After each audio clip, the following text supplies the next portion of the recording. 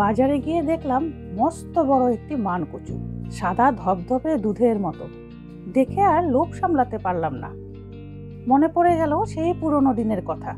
বেশ কিছু বছর আগে ঠাকুমার হাতে খেয়েছিলাম, এবার নিজে বানিয়ে খাবো। আমার ভিডিওটি শুরু করার আগে আমার হোম রিলস চ্যানেলে নতুন পুরনো সকল বন্ধুদের জানাই অনেক অনেক ভালোবাসা।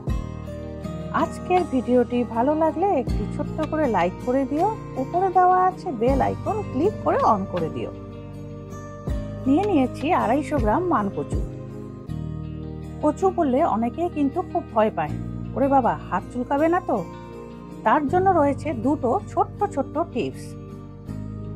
4 টুকরো করে নিয়েছি, 2 টুকরো আমি বাটা করছি আর 2 টুকরো আমি রেখে দিচ্ছি, পরে অন্য কিছু আইটেমে ব্যবহার করব।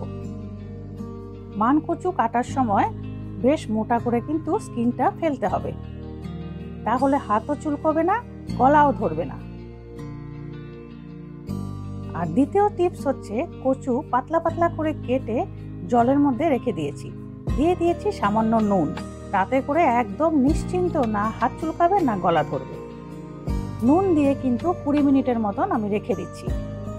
এবার একটি গ্রেটারে মিহি মিহি করে গ্রেট করে নিচ্ছি। বেশ অনেক বছর পরে কিন্তু মান কচু বাটা খাচ্ছি। আজকাল তো এই রেসিপিগুলো প্রায় আমরা ভুলতেই বসেছি, কেউ আর এত ঝামেলা করে খেতে চায় না। কচু গাছ বা মান কচু গাছ, যে কোনো কচু গাছেরই বিশেষ কিছু যত্ন লাগে না। কথা বলতে বলতে মান কচুগুলো আমার গ্রেট করা হয়ে গেছে। এবার একটি মিক্সিং জারে গ্রেট করা কচুগুলো নিয়ে নিচ্ছি। সাথে দিয়ে দিচ্ছি 2 টেবিল স্পুন কালো সর্ষে, 1 টেবিল স্পুন পোস্ত দানা, 5টা কাঁচা লঙ্কা দিয়েছি, দিয়ে দিয়েছি পরিমাণ মতো নুন। এবার মিহি পেস্ট করে নিয়ে আসছি। পেস্ট করার সময় আমি কিন্তু কোনো রকম জল ইউজ করব না। মিহি পেস্ট করে নিয়ে এসেছি আর দুটো বাটির মধ্যে 2 ভাগ করে রেখে দিচ্ছি, যেহেতু আমি 2 ভাগে এই মান কচু বাটাটা বানাবো। তো আমরা জানি মান কচু বাটা মানে নারকোল কোড়া লাগবে। আজ আমি সম্পূর্ণ নারকোল কোড়া ছাড়াই কিন্তু 2 রকমের মান কচু বাটা করে দেখাচ্ছি। দিয়ে দিয়েছি 1/2 স্পুন নুন, 3 টেবিল স্পুন মাস্টার্ড অয়েল। কচুর মিহি পেস্টটা দুটো বাটির মধ্যে 2 ভাগে নিয়ে নিচ্ছি। প্রথমে বানিয়ে নিচ্ছি কাঁচা মান কচু বাটা, আর দিয়ে দিচ্ছি গন্ধরাজ লেবুর রস। এবার একটি স্পুন দিয়ে ভালো করে নেড়ে মিক্সড করে নিচ্ছি। মিক্সড করে নেওয়ার পরে ওপরে আবারও দিয়ে দিচ্ছি কাঁচা সরষের তেল। এইভাবে কাঁচা মান কচু বাটা করলে বেশ ঝাঁঝালো কিন্তু মান কচু বাটা হয়, খেতে অসাধারণ হয় গরম ভাতের সাথে। ওপরে রেখে দিয়েছি একটি কাঁচা লঙ্কা। এবার আরেকটি পদ্ধতিতে বানাচ্ছি মান কচু বাটা। তার জন্য একটি পেঁয়াজ আমি কুচি করে কেটে নিয়েছি।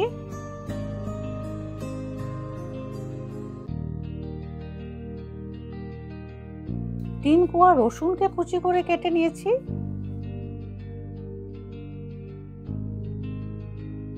দুটো কাঁচা লঙ্কাকে কুচি করে কেটে নিয়েছি। এবার গ্যাস ওভেনে বসিয়ে দিয়েছি কড়াই আর দিয়ে দিয়েছি 3 টেবিল স্পুন সরষের তেল। তেল গরম হতেই দিয়ে দিয়েছি পেঁয়াজ, রসুন আর কাঁচা লঙ্কা কুচি।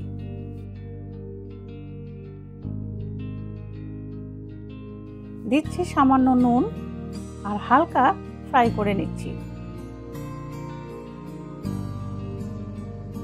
পেঁয়াজ, রসুন, কাঁচা লঙ্কা সেমি ফ্রাই হতেই দিয়ে দিচ্ছি কচু বাটা। এবার ভালো করে মিক্সড করে নিচ্ছি। পেঁয়াজ, রসুন, কাঁচা লঙ্কা ভেজে নিয়ে যে মান কচুটা বানিয়েছি, এটার টেস্ট কিন্তু অন্যরকম হয়েছে। এইভাবে 2 রকম পদ্ধতিতে কচু বাটা করলে, অর্থাৎ মান কচু বাটা করলে, যারা বলে আমরা কচু খাই না, তারাও কিন্তু হাত চেটেপুটে এই কচু দিয়ে সম্পূর্ণ ভাত খেয়ে নেবে। বেশ একটু ভাজা ভাজা করে নিয়েছি। আগের দিনে মা ঠাকুমারা শিলনোড়ায় বেটে নিত, আর এখন আছে মিক্সিং জার। তবে কষ্ট কিসের? মান কচু আনো, মোটা মোটা করে স্কিন কাটো, বাস মিক্সিং জারে দিয়ে দাও। একটু ভালো কিছু খাওয়ার জন্য, একটু স্বাদ বদলানোর জন্য, আর যেটা খেলে আমাদের শরীরের উপকার হয় সেটা খাওয়ার জন্য একটু কষ্ট তো আমরা করতেই পারি, তাই না? জাস্ট 1 চুটকি হলুদ ছিটিয়ে দিয়েছি কালারের জন্য।